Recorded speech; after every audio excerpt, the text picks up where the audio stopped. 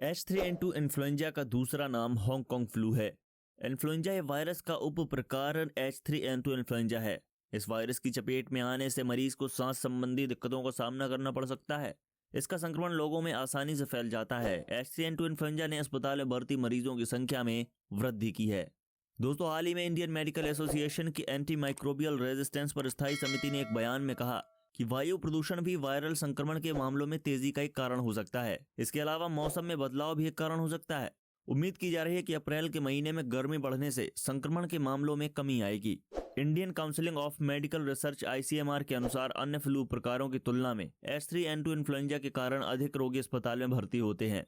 परिषद के अनुसार H3N2 इन्फ्लुएंजा के कारण अस्पताल में भर्ती 92% रोगियों में बुखार, 86% को सर्दी, 27% को सांस लेने में तकलीफ और 6% लोगों के श्वास नली में आंशिक तौर पर जमाव होने की शिकायत है। श्वास नली में रुकावट के कारण सांस लेने के दौरान घरघराहट के साथ तेज आवाज वाली सीटी या कर्कश आवाज होती है। H3N2 इन्फ्लुएंजा के कारण 10% मरीजों में सांस की गंभीर समस्या देखी जा रही है। ऐसे में उन्हें ऑक्सीजन की जरूरत होती है। वहीं 7% लोगों को इंटेंसिव केयर यूनिट ICU में रखने की जरूरत है। H3N2 फ्लू क्या है? H3N2 फ्लू का दूसरा नाम हांगकांग फ्लू है। इन्फ्लुएंजा वायरस उपप्रकार इन्फ्लुएंजा H3N2 है।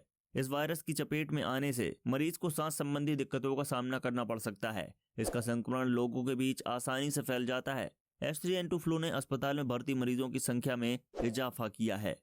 H3N2 इन्फ्लुएंजा संक्रमण वाले रोगियों में देखे गए लक्षण।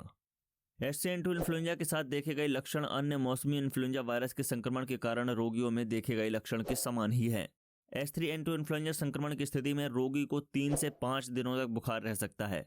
लगभग 3 सप्ताह तक जुकाम की समस्या हो सकती है। रोगी की नाक बहना, गले में खराश, शरीर में दर्द, ठंड लगना, थकान, सिर दर्द, उल्टी और दस्त जैसी शिकायतें हो सकती हैं। H3N2 इन्फ्लुएंजा संक्रमण के मामले में आमतौर पर उपरोक्त लक्षणों में से अधिकांश रोगी में लगभग 1 सप्ताह तक ही देखे जा सकते हैं। H3N2 फ्लू का संक्रमण कैसे फैलता है?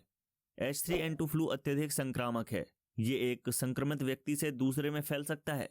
H3N2 इन्फ्लुएंजा वायरस संक्रमित व्यक्ति या दूषित सतह के संपर्क में आने से दूसरे व्यक्ति में फैल सकता है। इन्फ्लुएंजा ए का उपप्रकार छींकने, जुकाम होने ये संक्रमित व्यक्ति से बातचीत के दौरान अन्य व्यक्ति को प्रेषित किया जा सकता है। ये संक्रमण गर्भवती महिलाओं, छोटे बच्चों, बुजुर्गों और बीमार लोगों में खतरनाक है। क्या करें? यदि आप इस फ्लू से बीमार हैं तो बुखार कम होने के 24 घंटे बाद तक घर पर ही रहें ताकि इस बीमारी को दूसरों में फैलने से रोका जा सके। टाइम टू टाइम अपने हाथों को साबुन से अच्छी तरह धोएं। बीमार लोगों के संपर्क में आने से बचें। छींक आने या जुकाम होने पर अपना मुंह कसकर ढक लें। बीमार होने के बाद घर पर ही रहें। क्या नहीं करना है? अपने चेहरे, मुंह और नाक को छूने से बचें। भीड़ भाड़ वाली जगहों पर ना जाएं। उपचार।